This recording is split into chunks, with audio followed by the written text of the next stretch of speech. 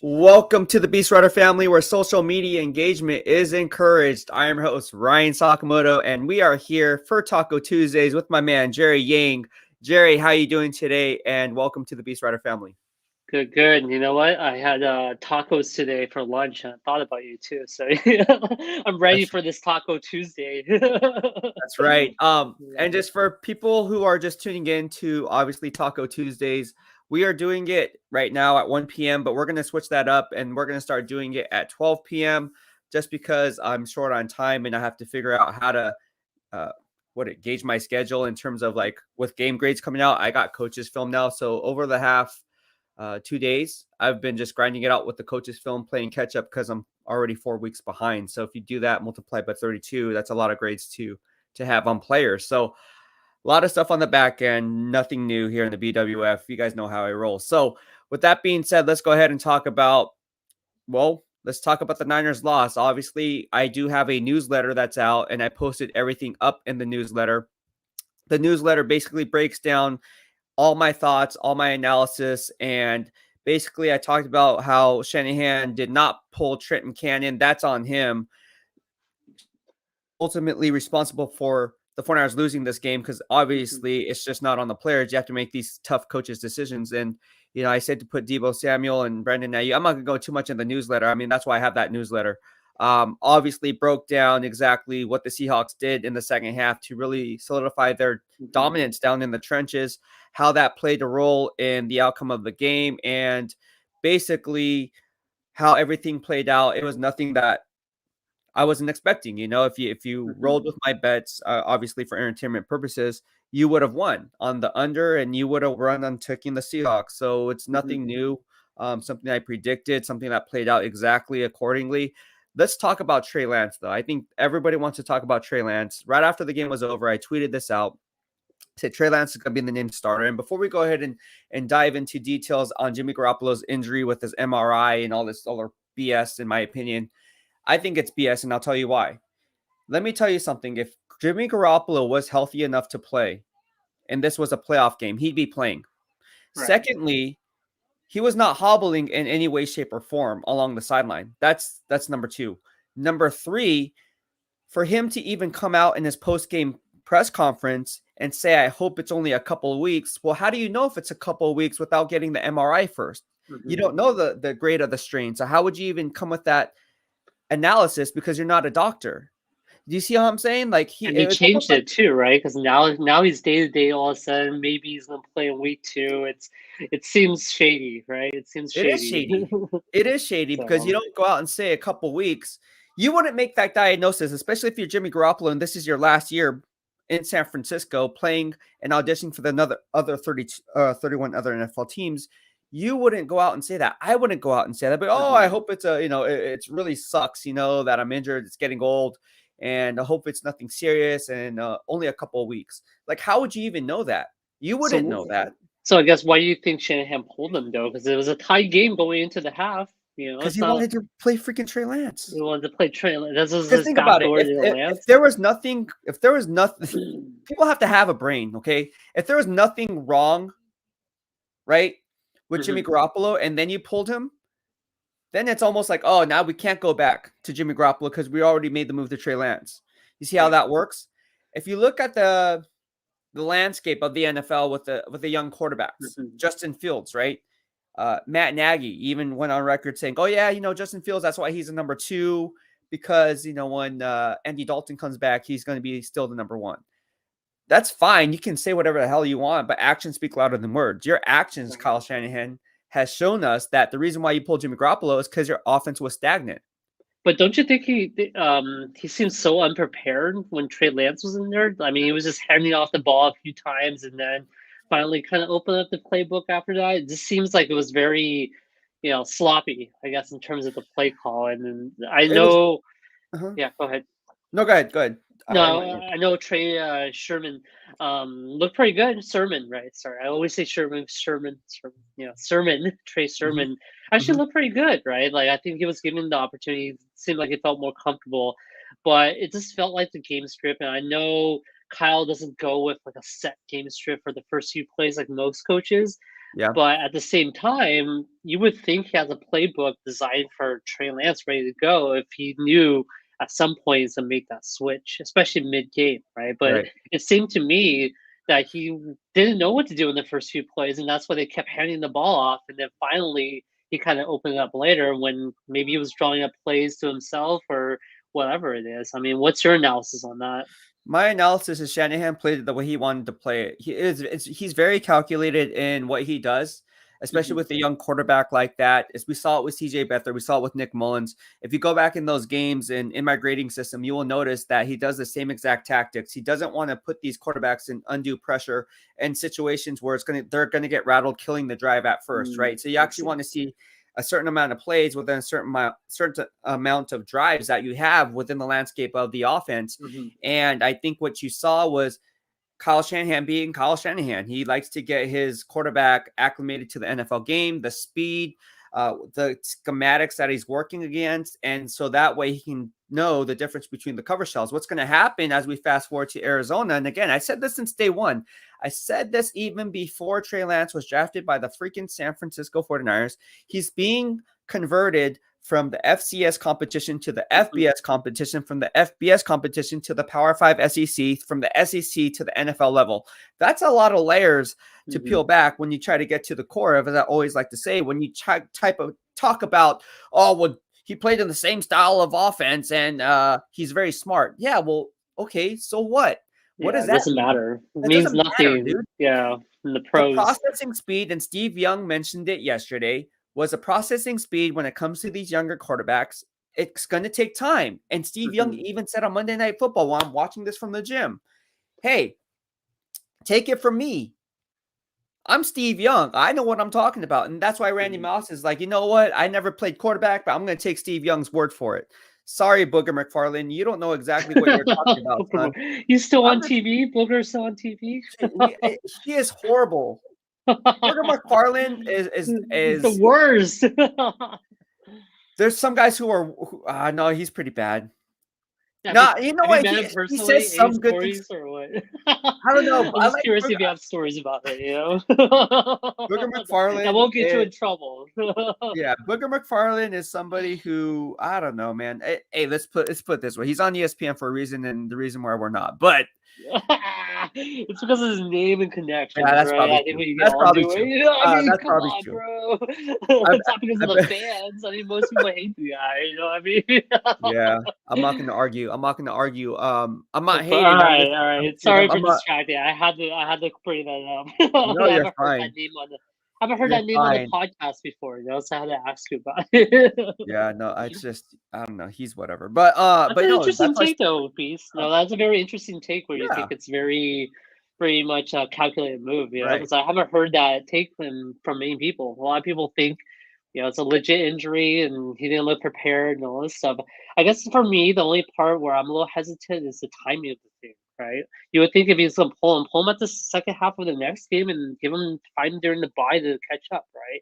But it just seems that was the only hesitance I would have is why didn't he wait a little bit, you know? The reason and here's the thing, you know, I always say actions speak louder than words ever will. All right, Mhm. here in the BWF, I always say that. Look at how Kyle Shanahan was scheming up the run game last week's game before the Seahawks game. Mhm.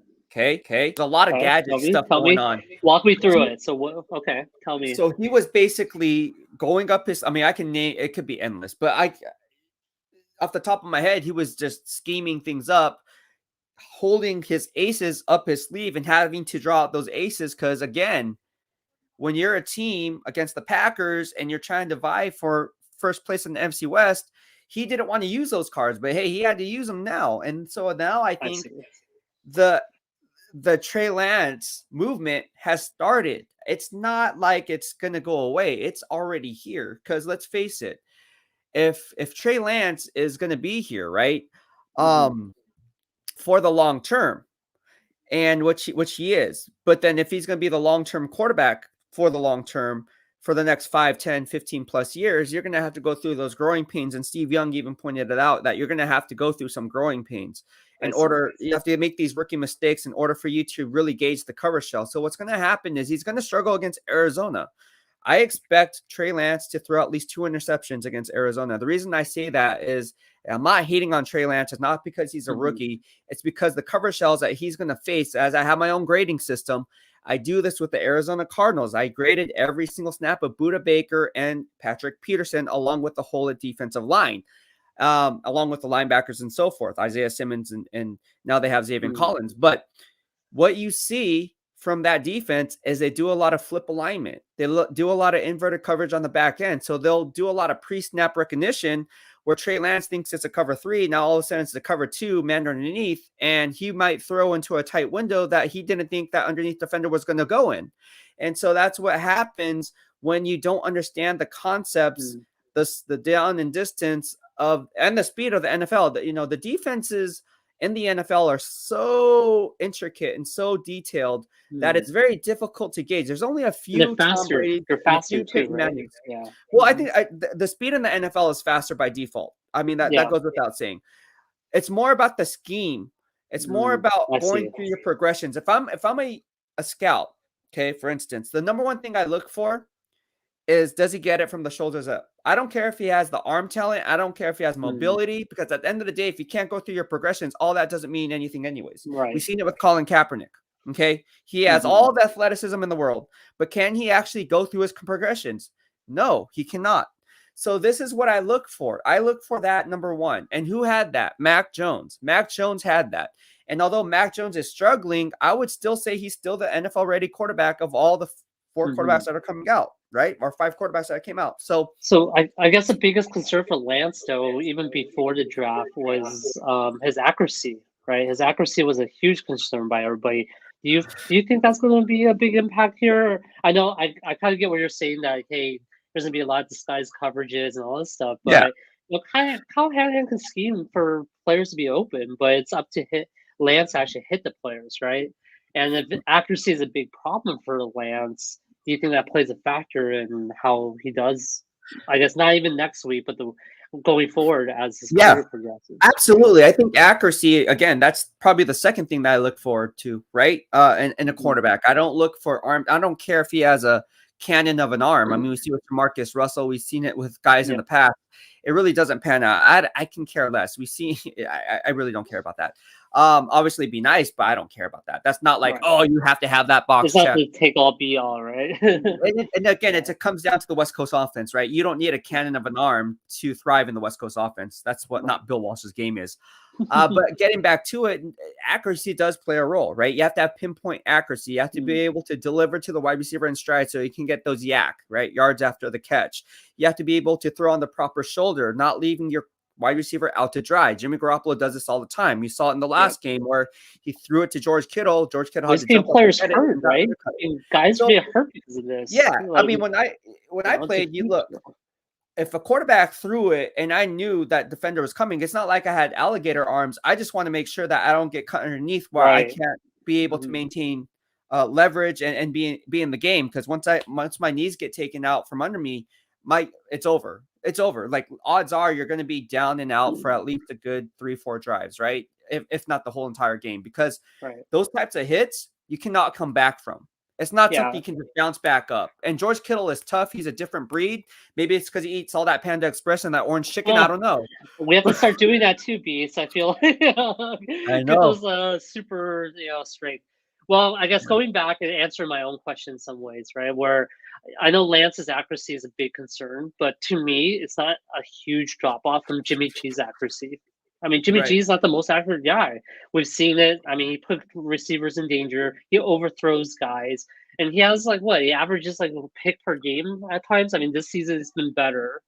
But the last game we saw was also a pick from him in the last game, right? So I think, to kind of answer my own question, I don't think accuracy is going to be a big concern in terms of this team's success, because we never really had an accurate quarterback to begin with, in my opinion, right? So what's interesting about Trent Cannon, and I know you mentioned in the beginning, is what a difference a week makes, right? Because I think last week everyone saw him as a hero.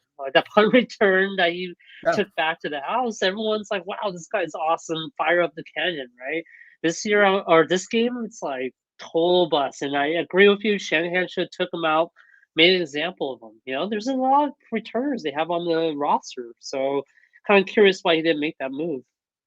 I think part of the reason why he didn't make that move, again, it ultimately falls on Kyle Shanahan to go ahead and make that judgment call. But I think he gives Hightower a lot of leeway in saying, hey, look, this is what I want to do. This is what I want to go with. But at the end of the day, if you're the head coach, you're like, I don't give a damn what you think, bro. And Bro, Kenyon I'm looked serious. lost. He looked When I lost, coached right? basketball, I had assistant coaches, right? And we went undefeated, and there are times when we would bump heads a lot of times. Okay, we would. I'm not afraid to voice my opinion. They're not afraid to voice their opinion. I don't care. I like their opinion. I like when they're controversial with me. But at the end of the day, it's me. It's my decision, the head coach's bro. ultimate decision. It's The my final decision. say, yeah. I have finals. I'll give you input, and if you can't win what you have to say in putting this position, putting that player in the best position to make plays, and you're not giving me the vote of confidence that I think he can bounce back mentally more than physically, I'm going to pull him, because at the end of the day, football is a game of inches, and it's also about a game of not losing it. And what happened with Trent Cannon is he lost it not once, not twice, but 3 times. He All looked right. lost out there. He looked like he didn't know what to do. I think that's the worst part. It's not about making mistakes. I think maybe you can give the first, kickoff mistake that he made a real mistake. Other times, other two, it was just all looked like he was lost. He didn't know what to do, right? It looked like it was the first time he's played special teams in that position, and that's horrible, And I think we lost this game because of special teams, from losing Robbie Gould, not being up 10-0. These turnovers hurt, and then a lack of turnovers from our team too. So I think it's like a combination of all that. I think we looked great in the first quarter. I think the defense did really well. 5 straight 3-and-outs on Russell Wilson, but you let Russell Wilson hang throughout the whole game. What do you expect to happen at the end? So in some ways, I wasn't surprised towards the end game that we lost, but very disappointing. And I think the bright spot was actually Trey Lance going in there and not having more injuries. And it sounds like Trent Williams is going to be okay, or okay-ish, right? He's day to day, but is trending towards probably playing, right? So I think we'll find out tomorrow. I think that's what Shanahan said, right? They're going to evaluate the players on Wednesday and see who can go, who can't go. But I think overall, at least we didn't lose more guys. Overall, I think it was just I think without having a kicker, it's gonna be hard to win games no matter what. And then having these other special team mistakes, it's horrible, dude. So I think overall, I think the special teams this year has been disappointing. Not just this game. I think overall, there's just been a lot of mistakes there. And if it's Hightower that's a problem, then maybe we need a new special teams coach. Yeah, I mean, before him it was Coach T-Mac, Thomas McGahee. Before him, under what? Who was it before? It was Seeley with the Niners. He was the last good special teams coach, in my opinion, honestly. And where's he now? We should bring him back. I'm just kidding, man. He was very smart, but yeah, going back to it, it's just tough. I mean, for heaven's sake, man, for those who know football, bring back Bruce DeHaven, who gave up the Music City Miracle, but I don't care. I mean, Bruce DeHaven was good, but Hightower not getting the job done, bro. Like, and again, it comes down to, like you said, special teams, but ultimately comes down to fundamentals. I mean, these are things that you put these guys in prime positions. Trent Cannon was signed off the street. All right. So anytime you sign a guy off the street, you would never want to assume things, correct? Because you heard the saying, if you assume things, you make an ass out of you and me. All right. So you never want to assume anything. So that's why when you bring these guys in, the first thing I would do is say, hey, look, do you know the fundamentals of football? Here's a rule book. Do you understand? We're going to go through all these things and all these scenarios so you understand exactly what they are. Do you know that if the punt is inside your 10-yard line and you're fielding a punt, that you just let it bounce inside to the end zone? Yes. Okay, cool. Little things like that. Simple things. Do you know that if we punt the ball and it's inside the 5-yard line, you don't try to roll into the end zone and celebrate after by spiking the ball as if you did something good? That was the worst. That was literally. It's funny, but at the end of the day, it's very serious. That's the part where I said that he didn't know what he was doing, right? Like, he clearly looked like he was lost out there. Like he didn't, like you said, he didn't know the rules. He should know the rules of football. And I feel like special teams is something you can easily teach too, right? It's not Yeah, an edge thing. It's not like a very niche part of sports. It's here are the rules. Think about the penalties you have in special teams, right? Usually it's yeah. blocked from the back, well, and a few other things, but that's it. It's like one or two penalties. And that's how simple I think special teams is to be able to transfer to someone new, and then whoever's coaching special teams isn't doing their job. So Hightower, I It's, guess, is the guy, right? it's just sad. It's just sad. It's disappointing to see that, and it is what it is. The Niners got it backfired on them, and that's all I have to say about that. But let's now move on to Week 5. We're now facing the Arizona Cardinals, and on the road, undefeated Arizona Cardinals team. Tough team. Shout out to JP, right? I think JP Yeah, is yeah. JP's probably happy. celebrating right now, popping some J- champagne. Yeah, JP's on Discord along with all of you guys. You guys, if you guys have yet to join our Discord. It's a good way for us to stay engaged in the BWF when we're not posting content, whether on YouTube, Twitch, or whatever social media outlet there is. So if you guys want to stay exclusive in the BWF, be sure to join our Discord. Let's talk about the Arizona Cardinals, though. Budda Baker, again, he's been a stud all year in my grading system. Like I said, I'm catching up on grades. He's been playing at an all-pro level once again. They like to move him around, nothing new. They like to disguise coverages, and I rest assured the Arizona Cardinals are going to rattle. Yeah. Think back to when Tyrann Mathieu, remember when Tyrann Mathieu knew the plays that were happening before Colin Kaepernick made those plays in Arizona? Mm-hmm. And I think, if I'm not mistaken, I think Colin Kaepernick threw for 3 or 4 interceptions in that game. Don't be surprised if the same thing, deja vu scenario happens this time around with Budda Baker, with guys on the back end. Now, they may not be as strong on the back end.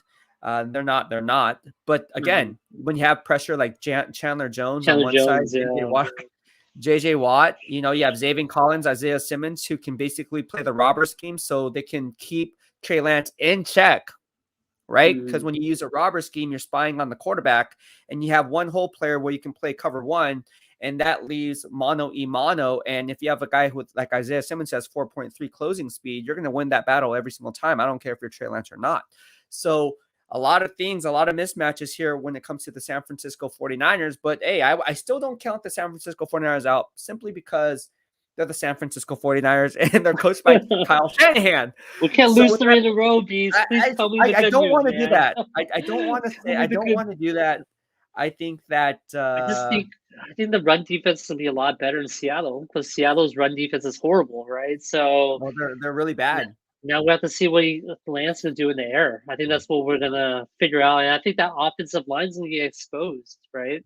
All the deficiencies they're gonna have, Chandler Jones and JJ Watt is gonna expose them if they're not gonna play better. So we'll see. And it's in Arizona too, man. That's a tough part, dude. It's a rough game to be on the road after a bad loss, but I guess good right before a bye. A lot of mistakes you can fix.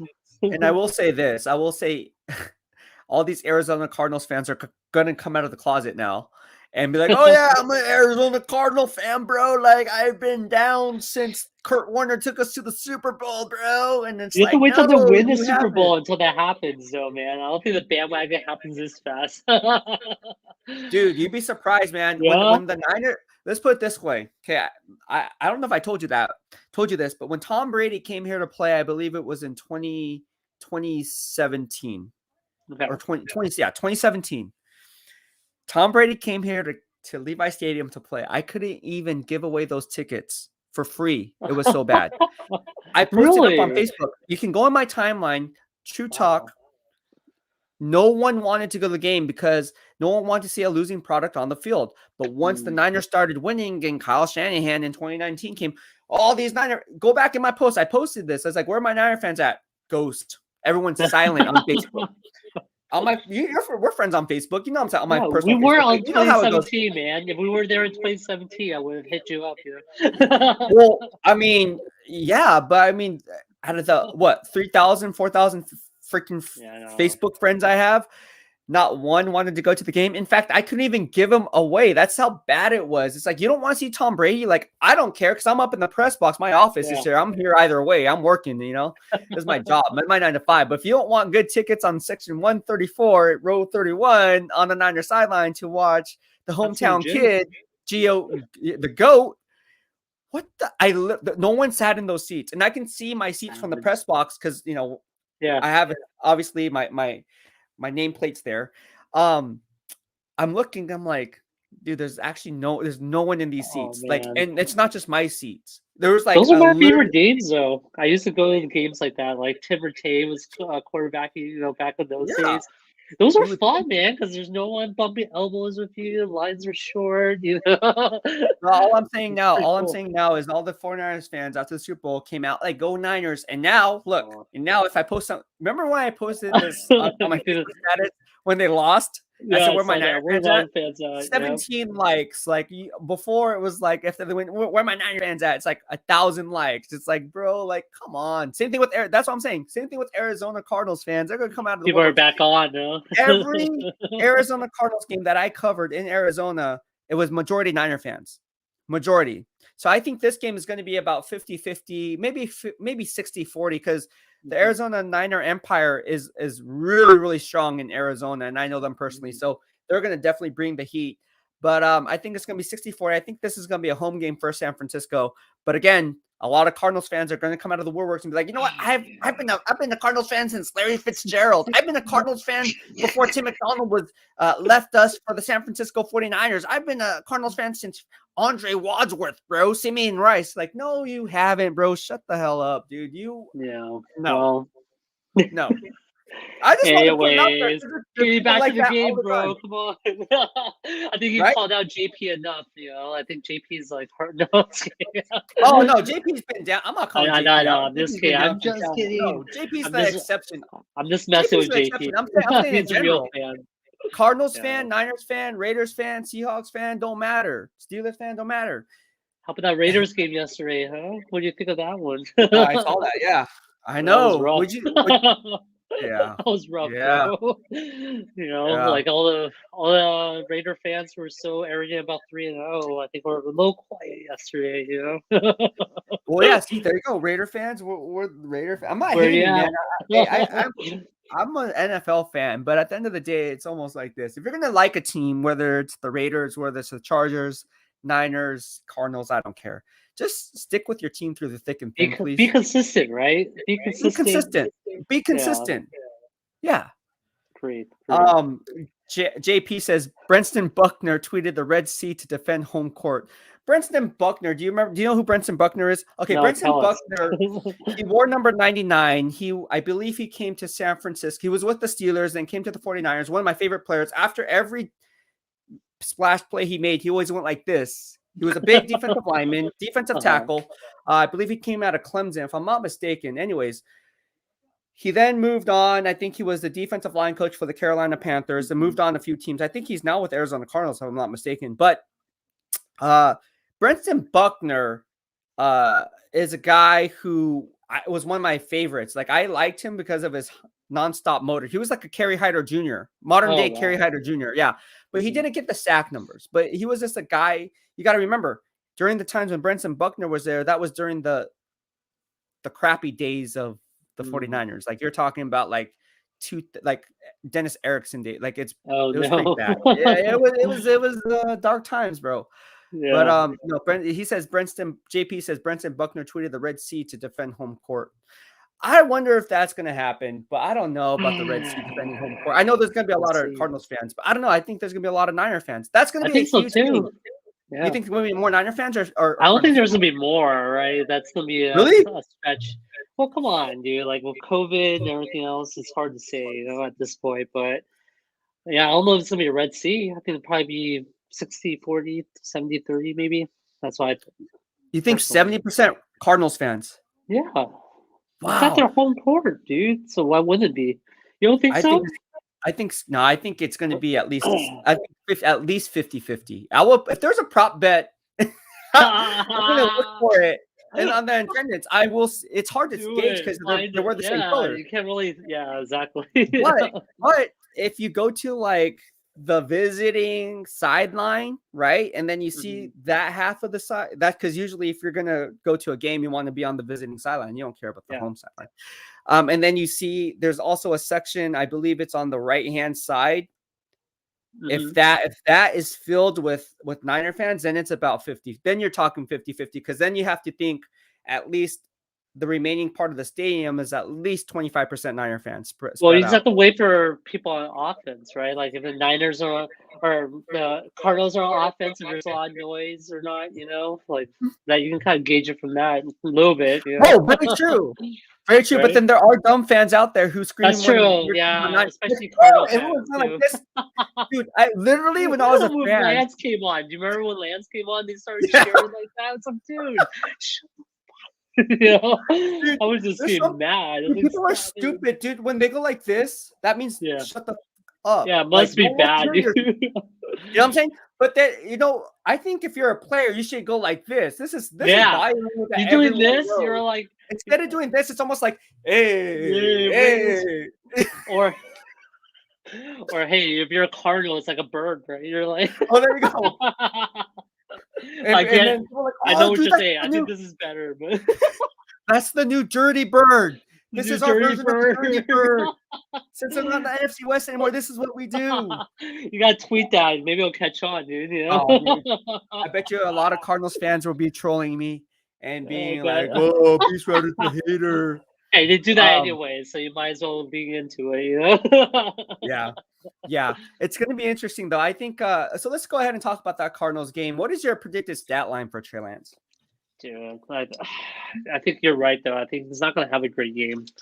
Like, I think he's probably, at least get 5 or 6 sacks on him, maybe one or two interceptions. I think it's not going to be good, dude. Because I don't think he can run anymore like he did with the Seahawks. I think he was running at will with the Seahawks. He got the first down a few times with his legs, but you're not going to do that with the Cardinals, man. There's no way. But, I still think the Niners can pull it out, like you said. I know they're going to be underdogs going in. But, like you said, Kyle Shanahan and losing 3 in a row is on the DNA. I think that's going to wake them up a little bit. So, and it sounds like Elijah Mitchell might be ready to go, right? So that's a positive. I never thought I'd be rooting for a 5th round pick more than a 3rd round, but here we are. But, hey, Trey Sermon did well, though. Trey Sermon did well. He did. He almost got 100 yards against the Seahawks defense, right? What? Yeah.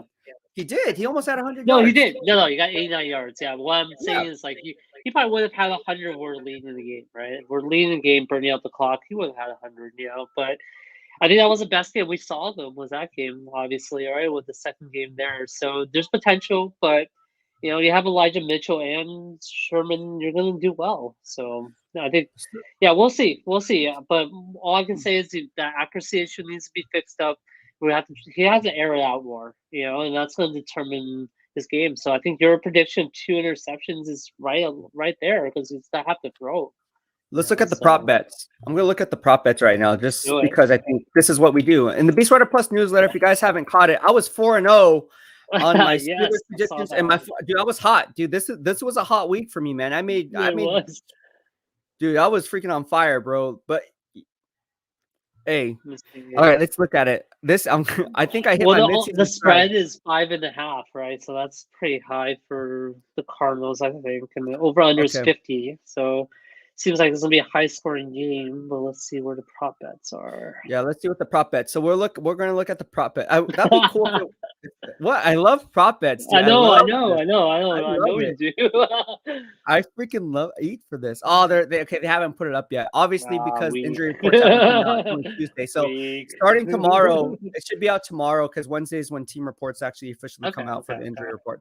But I thought tune into the newsletter and you'll find out your prop bets. Right? Elijah Mitchell, right? So Elijah Mitchell, they had one up minus 80 rushing yards, and I took it, and I knew he wasn't going to be playing, so I was like, "That's an easy win for me." Does it even count though when they're not playing? Or if you put the bet in before right? You can't say, "Oh, here's a refund."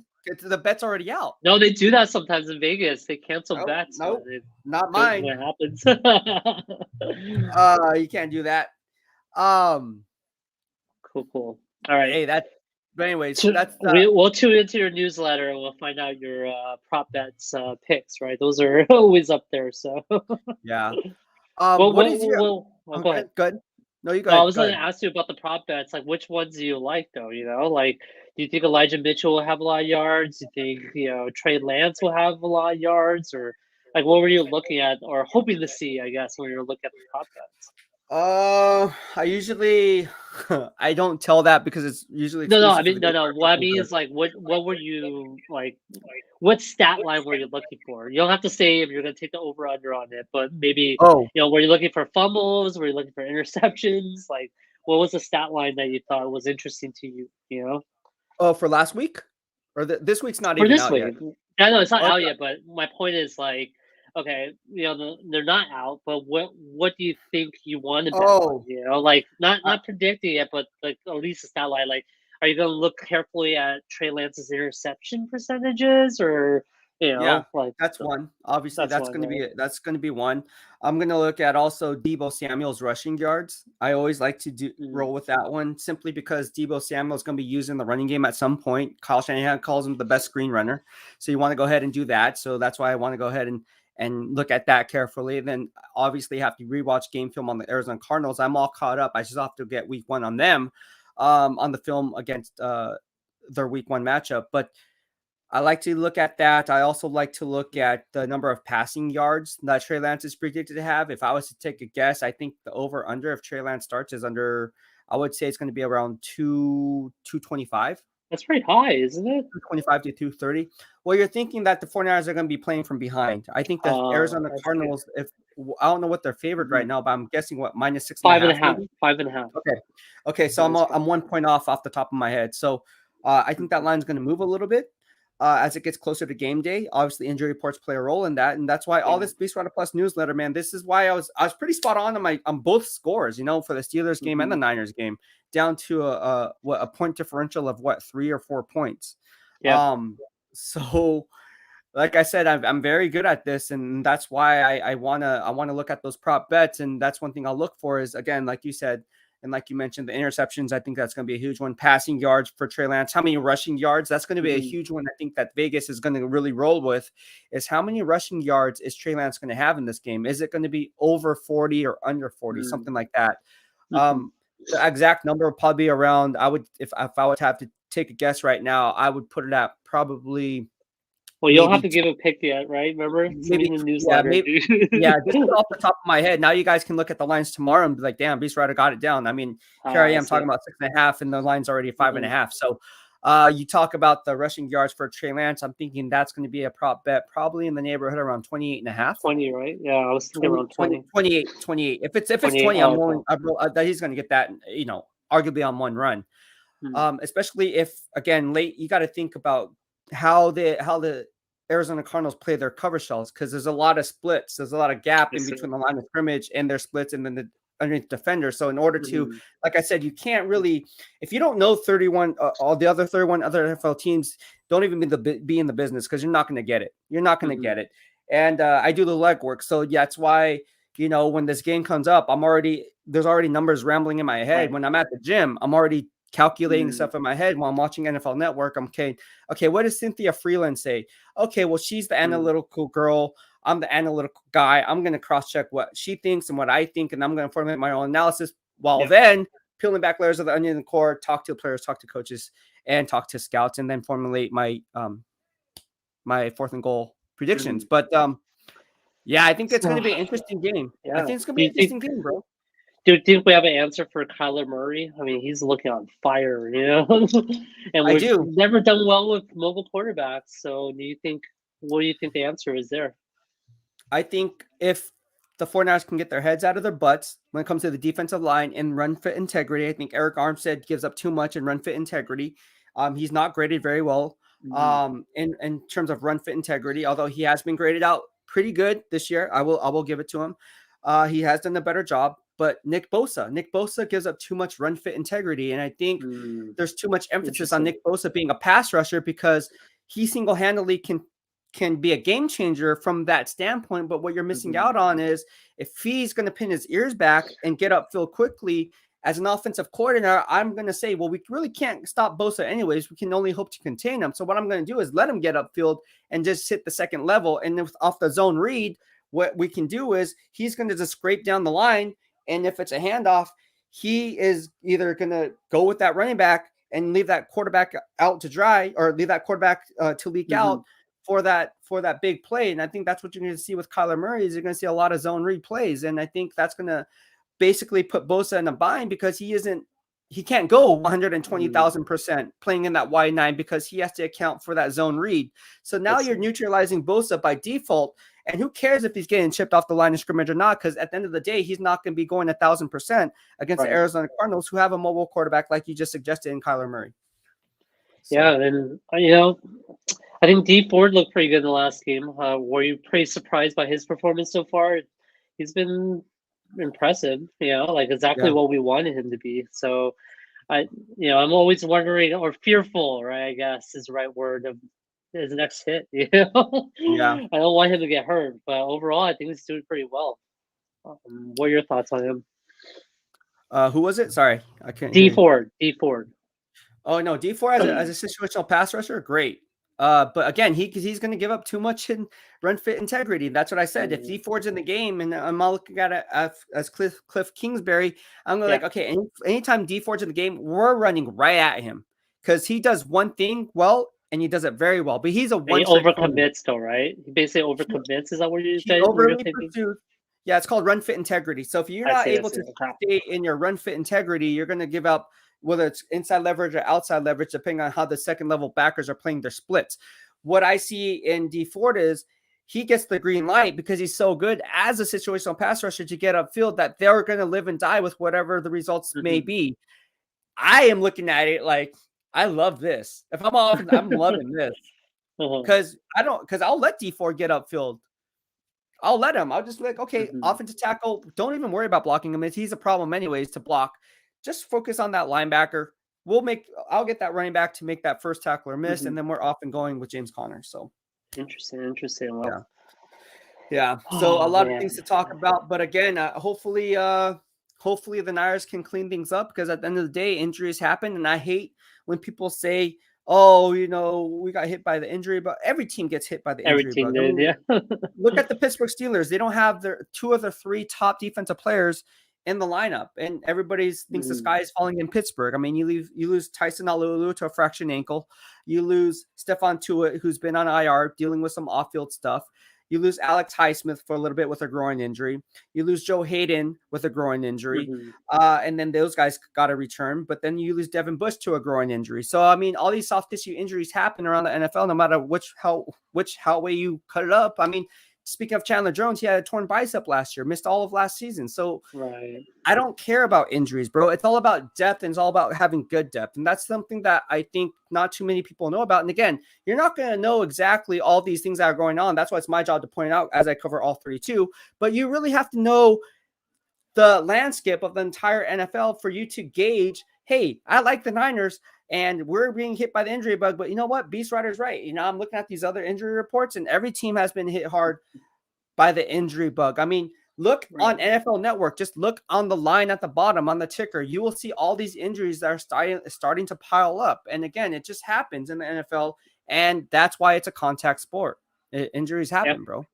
Yeah, and we did pretty well last week with the injuries, right? I think Russell Wilson in that first half until the end, right, was actually being stuffed, So, and I think the defense, like I saw your tweet about it, or I think it was tweet, right, that you said the defense was tiring out. And I absolutely agree with you. That's the only thing that's going to stop us. And at that point, we should have been leading by a lot already, right? I think that's the difference, like we talked about with special teams and the offense not producing. So. Thank you so much for our ultimate report for the super chat and super sticker. If you guys have questions or would like to show the love for the live stream, please send us those super chat and super stickers. We really appreciate it and helps keep us both on schedule. For our ultimate report, good dude, good guy. Yeah, thank you so much. I was on his show yesterday, actually, so you want to check it out? Not to promote. I will check it out. Yeah, I will check it out. We had a live reaction, so I was so mad I had to be on some show, A live reaction for what? For the game, man, the game. Oh, the Monday night football game or No, the no, no, Sunday no. game? The Sunday. I had to. The next Oh, day, we had to react to it because it was just so bad. No, I was kidding. it's not something that shouldn't be unexpected though. I mean, like I said, it's something that Tell I us why, pointed though. out. It's depressing in the fact that they lost, but it's not shocking. I mean, it's one thing to remain faithful, but it's another thing to be a realist. And how do you separate the two? I think you have to take it for what it's worth. Like, you cannot expect the 49ers to go 17-0. You can't expect the Niners to have a top 5 defense. I said this since day one. And what did I say? I mean, here we are. Another beast receipt checks out. Oh, surprise, surprise. Where I said the Niners aren't going to have a top 5 defense in terms of scoring defense. I don't care about passing yards or rushing yards allowed or total yards allowed. There's I no don't care about that turnovers stat. either, right? We're really Turnovers are suffering a on the huge turnover. Yeah. exactly. And with turnovers, right, comes a huge part of having a strong defense. If you can't take the ball away, you don't have a good defense. I mean, shoot, we can talk about the scouting game all we want, where I talked to one scout and he said he won't even draft a cornerback, if he's unable to make a play on the ball, because that's one possession that's less for the team. And that's another opportunity for the offense to sustain a scoring drive. So again, you really have to look at it for what it's worth. And I don't care what people said that, oh, we had a top 5 defense without Nick Bosa, we don't need him. Let's trade him for Deshaun Watson. Okay, cool story, bro. If you didn't have Nick Bosa, how would the 49ers be looking now? Now that they don't even have Kerry Hyder Jr., who has led the team in sacks last year. Let's not get it twisted. Another beast receipt checks out. I said it since day one. They're going to struggle. They're struggling. Now, with that being said, can they bounce back? Absolutely not, because they don't have any boundary cornerbacks. They have no secondary. They have nothing to show for it when it comes to the running game. Their strength and conditioning coach needs to be, I'm not going to say fired, because, again, I think that's a little too far, but he needs to be looked at and reevaluated in the sense that, what are these guys doing to get really physically prepared for the upcoming season? I don't know. What is your record for the 49ers now that Trey Lance is the starter? I don't care. He's going to be named the starter by, I would say, by Wednesday or Thursday. So I would say definitely by Thursday. So with that being said, what is your take? Trey Lance is a starter now. Jimmy Garoppolo's hurt. The MRI revealed he had a calf strain. A grade 2 calf strain. He'll be in a walking boot, but walking fine. No, Right. No, he's not. He's gonna be walking. Yeah. So, but this felt like, I guess talking to the last day, I just can't let it go. But I just felt like we were the better team, though. That's why I think it's disappointing compared to the Seahawks. I understand like our defense is not the best anymore.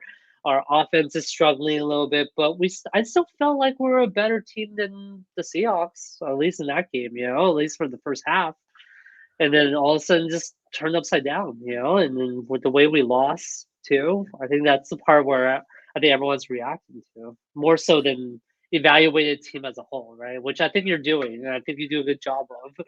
But from a like emotional, like fans perspective, and like gut feel in some ways, right? Where I felt like we were a good team, at least better than the Seahawks. You know what I mean? You know what? I'll be honest with you. I think when you rolled with Trey Lance, the offense looked a lot better than with Jimmy Garoppolo there. And I think that's what you have to look forward to if you're going to take an optimistic approach and say, what's the silver lining here? The silver lining is you should roll with Trey Lance now, simply because he adds another dimension that defenses have to account for, which is dual threat ability.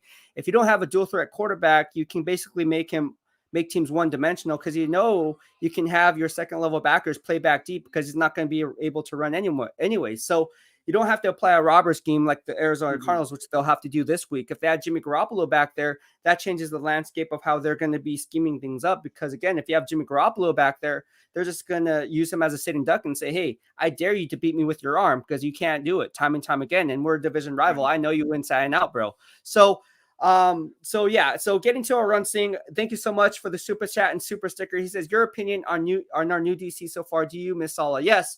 I did a YouTube podcast on this right when DeMeco Ryans was hired, right when Saleh went off. I said that it wasn't going to be the same.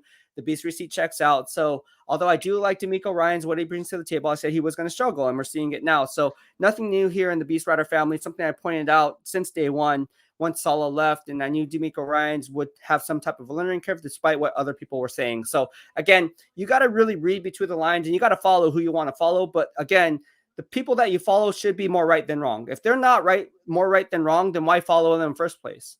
Right. I mean, I hate to say it, but I'm not. I Or don't at hate to least say be it. always wrong, right? I think it's harder to be always wrong too. Well, at least you can know that he's wrong. I think you have to be You more know what I right than mean? wrong, because even at 50-50, you're horrible. You're Well, no, horrible that's at what your I'm job. saying. But if you're 100% wrong, I think at least you can follow to know that he's wrong, right? I think if you're 50% wrong, you should be unfollowed. Like, you should not be Yeah. 50% wrong in this line of And business. I think you Salah have got to. his first win though. Congrats to Salah, right? Got his first win. I don't know if you There you saw go. that game, There you but go. congrats to him. Yeah. But yeah, no, I miss him. I think Salah brings a lot more than we thought. You know, like more from like an energy level, a Yeah. scheme perspective. It's just, you know, like I think DeMarco Ryan's going through some learning pains, and it could be the death of Kyle Shanahan's career if he doesn't pick up. You know, because Wow. I think that's a part. You think Shanahan's on the hot seat? I think he could be. You know, like think Wow. about it. What, you don't Wow. think so? I got this from you, no? I think John Lynch should be on the hot seat, not Shanahan. And I say I John think Lynch they're a should be on the pair, hot seat. man. I think they're a pair, dude. Like I don't the think way the so. I don't think contracts are so. structured, though. I don't care how the contract You don't is think structured. so? Actions speak louder than words. And what I mean by that is when you look at Shanahan's contract, he was signed right before John Lynch was brought on. And anytime that happens, you're going to have some type of a power struggle at the end of the day. What happens is John Lynch is drafting the wrong players, right? Even though it's Right. Kyle Shanahan's We knew players. that. Yeah. Defensively with Dio Lenore, he sucks. Okay, he's not very good. You don't like What did him? I say about third round pick? No, not in my grading system. I'm going to point that out once coach's film comes out. He's horrible.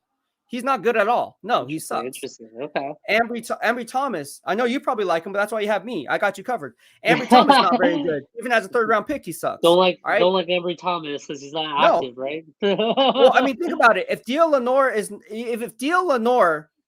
is struggling in my grading system, and Ambry Thomas is a healthy scratch. What does that say about Ambry Thomas? Let's peel back layers of the onion and get to the core. Second round pick, number 48 overall, who they freaking traded back. Could have got Asante Samuel Jr.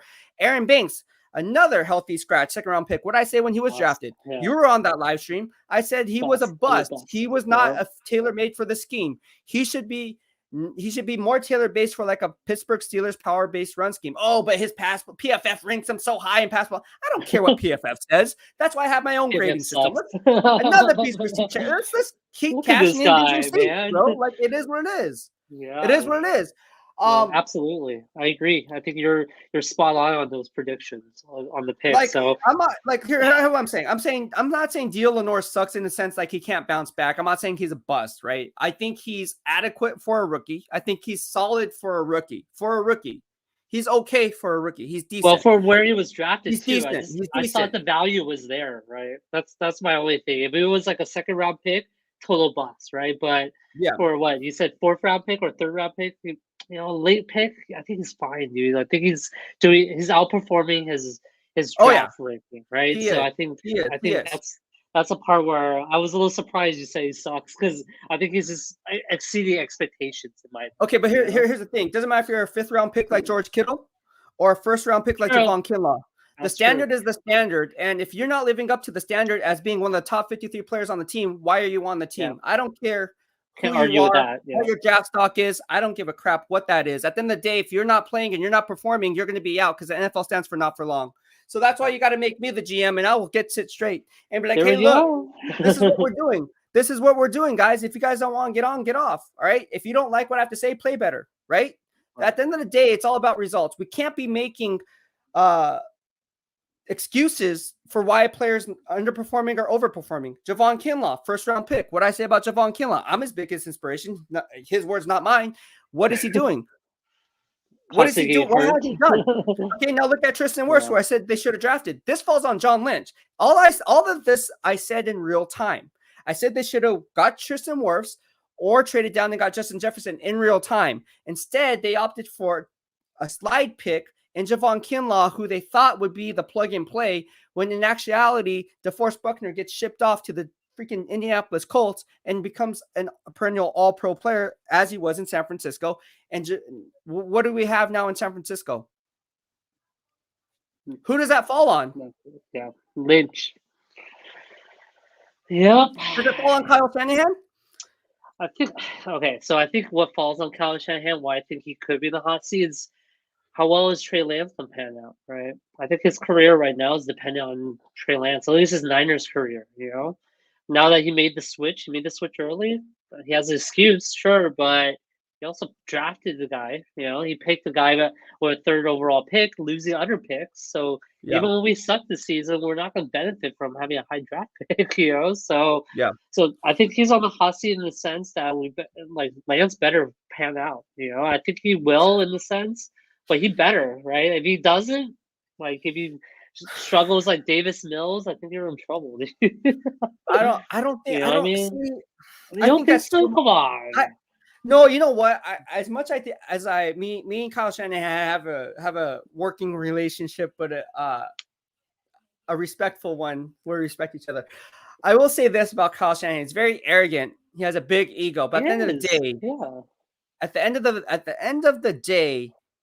he is one of the best offensive minds in the NFL. And I think you don't wipe your hands clean of that type of talent. And I think what happens is But if he was just a he's head just so coach, stubborn though. He's so stubborn he though, is. right? I mean He is very stubborn. I mean, we have let's put Jimmy it this way. Garoppolo, That's why man. some of my friends don't work for him anymore.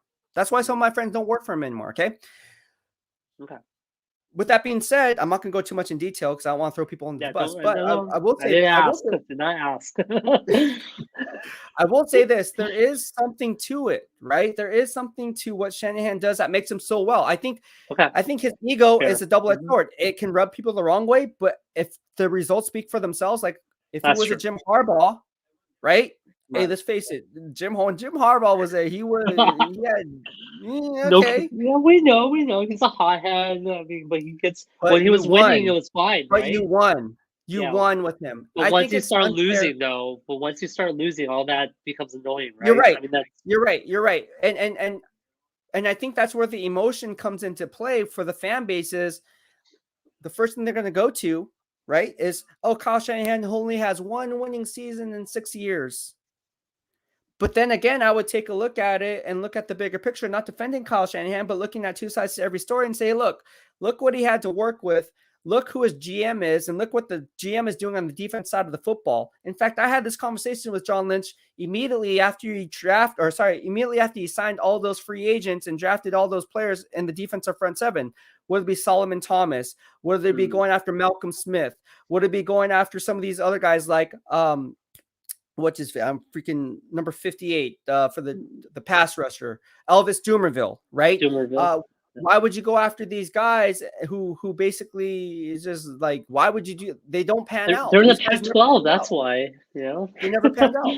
He's in the They never Pac-12. panned I out. think Lynch is just so in love with the Pac-12. You know, I think that's the biggest problem too. But that But again, it doesn't matter what their bias is, bro. It matters about the results. I don't care. I mean, I'm yeah, biased toward the I get it. SEC I in get it. different ways. Yeah, yeah. But you cannot look at it and be like, okay, blame it on Shanahan. I think there's equal blame to go around. Hmm. I will say that. But again, if you didn't have Kyle Shanahan, remove Kyle Shanahan from the 49ers. First of all, who would you plug there? Second of all, Right. what's the offense going to look like? Thirdly, is that new coach going to want Trey Lance as the successor? Because what he Hmm. wants is maybe like a dual threat quarterback, but maybe who gets it more on top. So maybe they ship him off and go after a guy like, I don't know, Sam Howell. And I mean, you never know how that can work because anytime a new Yeah. regime comes into play, they're going to want and be tied to that quarterback. If, like you said, to your point, Jerry, Hmm. Shanahan is tied to Trey Lance. I agree with you. I agree with you 1,000%. I think that's the narrative that's going to be pushed. But is it fair? No. But the NFL is not fair. But at the end of the day, if you get rid of Kyle Shanahan, who logically will step in and That's say, true. hey, look, I can come in and do a better job than Kyle Shanahan did on the I offense agree. side of the football. No, I agree. I agree. I agree with that part. I think you make a lot of good points there, and I think the reason why Lance is so tied to Shanahan is how much we gave up together. You know, I think if it was a guy that came to our feet from a pick that we didn't have to trade up for, I think that's a Mm-hmm. different narrative. You know, the fact that he had the number 3 pick means you kind of had to pick up the litter in some ways, right? Right. Outside Zach Wilson and Trevor Lawrence, you had to pick up the litter after that, and you went with a guy Trey Lance, then he better be good, right? Because why would you trade up that high if you weren't confident, So. Right. Exactly. Well, thank you so much, Jerry. I know you have to get going. It's All been an right. Well, hour thank onto you, the Beast. show. Thank you so much. We had a lot. This is a good show because I like it being casual and I like just have it free flowing. Yeah, no, Like we you can do this. were, Flipper. We'll get We will have to do tacos that. together one of these days, I have to make it a real Taco Tuesday. Yeah, I know. And by the way, I do have your BEASTwriter family t-shirts coming in. I have it shipped out. I made the label. I just haven't got it Nice, shipped nice. out yet. So I Okay, have well, it here. once I have it, I'll wear it for the show, dude. I have to Oh, I'm do going to be doing it. the same. I'm going to be doing the Okay, same. cool, So cool. that'll be That'll like be our my Tuesday attire, dude. Let's do There you go. it. There you go. T-shirt Tuesdays. This is gonna be T-shirt Tuesdays. T-shirt Tuesdays. There you go. You know what we should have did? We should have had the taco. We should have had like the BEASTwriter family Yes. logo with a taco in there. Oh, That's man. the next shirt. Make that shirt for the next time, right? Well, we need a NWO shirt. We talked about that, and then we Yes, need a yes, Taco yes, Tuesday shirt. yes. All right, so those are our limited edition ones for whoever's interested. You know what I'm thinking? You know what I'm thinking of too? Because I think people want to get to know me for me. I think we should do a segment that's just not random, but like for instance, do you have HBO Max? Yeah, I do. Okay, a family show that me and my family watched every TGIF. Remember TGIF was on? We're old, but Yeah, remember? of course. Yeah, with Full House, everything else, Family, right? yeah, Family Matters. Remember Family Matters? Yes, of course. That's on Urkel. HBO Max, bro. Oh, no way. Go on HBO Max when we get off. I've been watching that for the last few days. That's like my all-time favorite sitcom. It's just So everyone else is watching Squid Games or watching Family Matters? Is that what happened? I watched Squid Game. Did you watch Squid Game yet? I'm on episode 6 right now, so Okay, so I have Jeff. Jeff is watching it too. He keeps tweeting me stuff on how to beat Squid Game. That's the latest DM that he sent me on That Twitter. show's rough, man. That show's rough, dude. You think so? You think so? No, it's rough in the sense it's like some of those scenes you're just like, oh crap. Are you serious? How come you guys What? get You think grossed it's out by fine? that? I think Huh? it's normal. No, it's not. It's not normal. Are you talking about people being blown up? Yes. That doesn't. People That die. doesn't, It's not normal. wait, you're on episode 6. Is how many episode? What episode It's is right that after one? the tug of war. All right. Well, it's not Oh, spoiling you actually anything. you saw the tug of war one. That's I what saw the got tug you. of war. That's the The one where tug of I war. would have picked you, Beast. I would have picked you, Beast, for tug of war, dude. You would have been on my Oh, team dude. for sure. Okay, true. But I will tell you this: I'm scared of heights, so I will not lose because I don't want to fall down that. You're motivated, dude. That's Yeah, scary, dude. huh? No kidding. That was frightening, man. I was like, holy crap. Did you watch it all with your those wife? games are scary. Are your kids My wife watching are, this? yeah, I'm binge watching it. I'm still, my wife already finished the series. We don't really watch shows together, Oh, actually, but she finished the series ahead of time, even okay. before it got popular. When it first came out, she watched it. She's like, yeah, this is interesting. But then I was like, it became a phenomenon. So now I'm like, okay, I have to like check it out at least. Okay. This is what we should do if you're open to it. We should do a Squid Game review. Yes, we should. Are you All down right, for I'll that? finish it up. I'll be down. Yeah. Okay, Dude. we'll finish it up and then we'll talk about episode 1, episode. So I actually watched it 7 times and counting. I'm not Oh, you joking. watched it 7 times? I watched it 7 You times. loved it I that love much? it. Holy cow! I love Wow. it so much that I told my parents to watch it. They watched it. My mom said, "What the hell are you watching? I didn't raise you like this to watch See, I stuff told like." you it's not normal, man. And I don't know. I guess I'm weird, dude. I don't know. That stuff does not scare me. Do you like It doesn't. Saw too? Is that why, like the Saw Okay, so series? yeah. How'd you know? I watched Saw like I knew 30,000 it. times. Yeah. Yeah. We can review that too. That used to be one of my favorite series. Oh, too, really? Saw. Okay, Yeah, perfect. All right. So Squid Game, I'll do a, Good. especially since we're Asian, I think we can work off that narrative. We're There both we go. Asian. I'm part Korean. By the way, I didn't want to ruin it though. Did you see the thing on Instagram?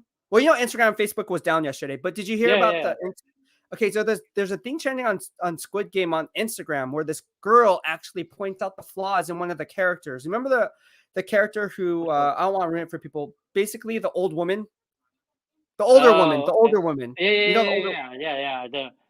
Okay, What about so her? basically, the English when we put on the subtitles in Yeah, English, yeah. I heard they what she totally said. messed up the subtitles. Okay, so you knew that. Oh, you Yeah, I heard knew about about that that. already. Yeah, but I don't know about the old women though. So what happened with that? Apparently, like what she says is not basically what's like you said. Like Oh, it's not in line with the Korean what she's saying in Korean. I'm not. I mean, I'm I see. Korean, but I'm not like fluent in Korean. I'm only like what 10%. Doesn't small percentage. I don't understand. I don't want to root for people, but basically what she's saying is Just not ruin it what at she's this saying. point. At this point, if you haven't watched Squid Game, you can turn it off. We're done with the sports talk. We're talking about Squid Game now. Yeah, we're good. We're So moving just on to run, better dude. things like Squid Game on Netflix. So spoil away, man. I think at this point, up to episode 6. Don't spoil after that. So you're at the tug of war portion. Yeah, no, I just finished Tug of War. Doctor, okay, Oh. we're in spoiler alert territory. Doctor died already, right? And they're about to Yeah. start the 4th game. That's where I left off. He picked the old man. They're about to walk to the 4th game. And I had to turn it off. I had to turn it off after that because I had other stuff to do. But that's where I'm at right now. It's like right when they're about to walk into the room. That's where I'm at for the fourth game. So Okay. Well, I want to. you know where I'm at, right? It gets better. Better in the sense that it's worse, for the characters. It's twisted. It's twisted. What do you think? Okay. You're smart. You're very smart. You're a very smart guy. You will pick up on little things as it gets closer to the end of the season. Yeah. And it will all make sense. Okay. That's all I'm gonna say. That's all I'm gonna say. But all anyway. right. Sounds good. So we have to do the review. I think that's a great idea. I think we're already talking so much about it. I think the fans would love to see that. The BEASTwriter family Squid Game review, and we should ask other people to chime in on the live stream and talk about Squid Game too. Dude, let's do that. I think it'll be a hit. So we should do it. I think it will be a hit. And then we're talking. Are we allowed to do that on YouTube though? Are we allowed to talk about? Yeah, of course. You can't show the scenes, right? But you can talk about. Are we allowed to talk about violence and like people dying? We're allowed to talk about this. You're allowed to talk about it as long as no swearing and you don't show it. You can absolutely talk about it. So really. Yeah, okay, I'm not sure how it works because I know like the guilines or YouTube is kind of like I don't know. You can't do this. Like I tried to monetize my last. Do it on my channel. I can do it on my channel if you feel better about it. Jeez, it's so weird. It. I'm already banned from YouTube once. I can, I'm not scared. We got Aron seeing from Big Papa Pizza. Thank you so much. He said, "Let's say if you become a new GM of the Niners next season, what will you do first? Limited drafts, what cut will you make and who will you sign?" That's actually a good question. I actually have to run the numbers. I don't have the numbers in front of me. Make a video about it. Maybe at the end of the season, make a video about it. I think that'll be awesome. Make a video about it? Dude, I would love to see that. Do it for the Steelers too, right? I think that's gonna be this is gonna take at least a week to do. That's why I said do it at the end of the season, right? I think at this point, whatever, but at the end of the season, I think you'll have a clearer picture of other players, right? Of who's going to be available, who's not, and trade deadline would have been over and all that stuff, right? So I think you'll do a better job at the end of the season to play GM. So do that. Save that for later. That's what you call a tease in this business, right? You're teasing it for the future. So true. I'll do that. I've been doing it on Twitter, like with subtle tweets here and there. It's just but if you really want me to dive deep like the beast, I think it'll be a cool video, dude. I think it'll be an awesome video, and you talking like build your roster type of thing, right? Like this is the guys that would move and blah blah blah. And you even break it up if you don't want to do it all at once. Like, okay, let's first talk about offense, talk about defense, special teams. Well, that's what I did with John Lynch. Why he should be on the hot seat, and I already did that, and got a lot of good feedback. So exactly, people love to hear this. People love to hear projections. Yeah, people love to hear. You're right. So I think it'll be a hit, and you should do it definitely at the end of the season. I think that's a good end of season type of video. All right, so we'll do that at the end of the year, obviously, because there's also surprise cuts, right? So we don't know how that plays. Trade deadline, surprise cuts. Records are different. We don't even know the draft position of a lot of the other teams yet, right? So I think it's a better end of season video. Talking about the 2022 NFL draft, I know I'm getting ahead of myself, but really not, because I've been doing this all ever since covering the Niners as a beat writer. This draft is not as strong as people may think it is. And I think that's concerning because what the Niners need doesn't necessarily align with what's out there. We'll have picks anyways in the first round. So first round, I don't care about the first round. I mean, first round is first round. I mean, that's that's all the hype, right? All the hype is on the first round. I think maybe we'll get in 2, 3, and 4. Yeah. But it's going to be interesting though, because again, they don't have draft picks. So if I'm the GM, how am I going to pick up that draft capital? And obviously there has to be, I can't just put like, oh yeah, I'm going to make a trade with this team. Well, if that GM doesn't necessarily traditionally like making trades, I'm not going to swap that trade out. See, people don't go, that's another layer that you have to talk about. Realistically, would GM Kevin Colbert trade for the XYZ as opposed to this? Like Kevin Colbert does not delve into the free agent market and pick a high price free agent. So although the Steelers offensive line is horrible, I've already been doing this in my head. That's a good thing that you mentioned this, because when it comes to the Steelers, their offensive line is arguably the worst in the NFL. But when you look at the draft, that's what they're really going to have to focus on, because, again, you have guys like Brandon Scherf, who's the best interior guard in this upcoming NFL free agent pool after being franchise tagged, and he's going to be out there for the next 2 weeks with the MCL sprain. So, again, he's been injured over the course of his career. He's going to be turning the age, I think, 31, he's going to be 31 next year. So he is not really in line with what the Steelers GM Kevin Colbert is accustomed to doing. But if you're in the Super Bowl window, maybe that changes the dynamic of going after a guy like Brandon Scherf. But again, when it comes to this type of a question, if I was doing one for the Steelers, I'm not even going to put Brandon Scherf in that category. That would just be for people who like clickbait. And I don't like people who do things for clickbait, because, again, like, they're not really, I think that's a dumb analysis on how to do things. Just like, oh yeah, they should go after this guy. It's like, no, that's not really how it really works. Yeah, so it's not fantasy football, right? It's not You're actually building a real team. So yeah. But anyways, all right. Well, thank you so much, Jerry. Right. I know I gotta get going. I gotta hit the gym. We're going to be doing the Taco Thursdays live stream at 12 p.m. Tuesday. Moving forward, right? Taco Tuesday. Yeah, Taco Tuesday. You said Thursday. What did I say? Taco Tuesday. You said Thursday. Every day's a taco day for me. But thank you so much, Jerry, and I appreciate you, and mahalo as always, my man. Thank you.